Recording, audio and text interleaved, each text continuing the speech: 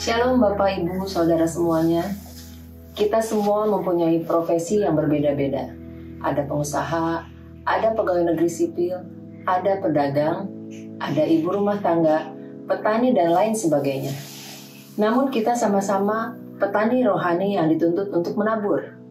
Pada masa pandemi ini, makin banyak orang yang berprofesi sebagai petani buah, petani sayuran, petani kopi maupun petani tanaman hias.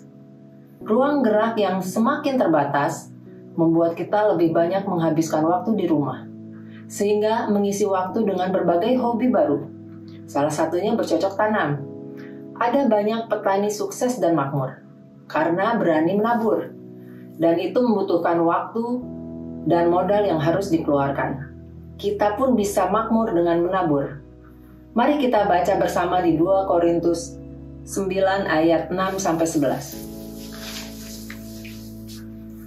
Camkanlah ini, orang yang menabur sedikit akan menuai sedikit juga, dan orang yang menabur banyak akan menuai banyak juga.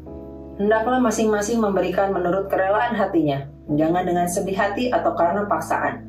Sebab Allah mengasihi orang yang memberi dengan sukacita, dan Allah sanggup melimpahkan segala kasih karunia kepada kamu, supaya kamu senantiasa berkecukupan di dalam segala sesuatu, dan malah berkelebihan di dalam pelbagai kebajikan. Seperti ada tertulis, ia membagi-bagikan, ia memberikan kepada orang miskin, kebenarannya tetap untuk selamanya. Ia yang menyediakan benih bagi penabur dan roti untuk dimakan. Ia juga yang akan menyediakan benih bagi kamu dan melipat gandakannya dan menumbuhkan buah-buah kebenaranmu. Kamu akan diperkaya dalam segala macam kemurahan hati yang membangkitkan syukur kepada Allah oleh karena kami. Dalam pembacaan firman Tuhan pagi ini, apa yang dapat memotivasi kita setia untuk menabur? Yang dimaksud dengan makmur dalam 2 Korintus 9 ayat 6-11, yang pertama, kasih karunia berlimpah. Yang kedua, segala sesuatu dicukupkan. Yang ketiga, berkelebihan dalam kebaikan. Yang keempat, benih kita dilipat gandakan oleh Tuhan. Dan yang kelima, kaya dalam kemurahan. Jadi, makmur yang dimaksud seimbang antara jasmani dan rohani kita. Pelajaran apa saja yang didapat? Ada 3 hal. Yang pertama, hasil tidak akan mengkhianati usaha. Di dalam ayat 6, orang yang menabur sedikit akan menuai sedikit juga, dan orang yang menabur banyak akan menuai banyak juga. Ini prinsip alami dalam pertanian. Mereka yang berani menabur bibit lebih banyak, di lahan yang lebih luas, ditambah dengan pupuk yang lebih banyak, pasti hasilnya akan banyak dan kualitasnya pun baik. Oleh karena itu, perbanyak bibit yang ditabur, perluas lahan.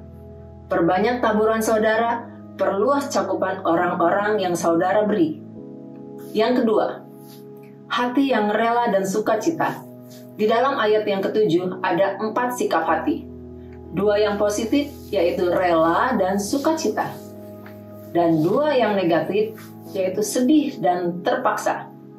Allah berkenan kepada yang memberi dengan rela dan sukacita. Pastikan, jaga hati saat memberi, harus dengan rela dan sukacita. Rela itu seperti orang yang menghela nafas. Refleks, tidak berpikir karbon dioksida akan terhirup kembali. Dan yang ketiga, hanya Allah harapan kita. Ada dalam ayat 8. Alkitab menyebut bahwa yang akan membalas kita bukan orang yang kita beri, tetapi Allah yang akan membalasnya secara tidak tanggung-tanggung. Oleh sebab itu, ketika menabur, tidak perlu dilihat banyak orang. Jangan menginginkan pujian dari manusia. Jangan menaruh harapan pemberian kita akan dibalas oleh orang yang kita beri.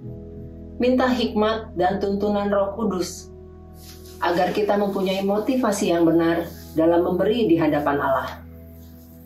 Allah mampu melimpahkan kasih karunia-Nya, mencukupkan segala sesuatu, dan melipat gandakan benih kita. Pakailah prinsip pohon anggur. Bijinya kita tanam di sini, tapi buahnya akan di mana-mana karena menjalar. Jadilah berkat buat banyak orang. maka seperti janji Tuhan, kita akan makmur karena menabur. Amin. Tetap bersyukur dan bersuka cita. Tuhan Yesus memberkati.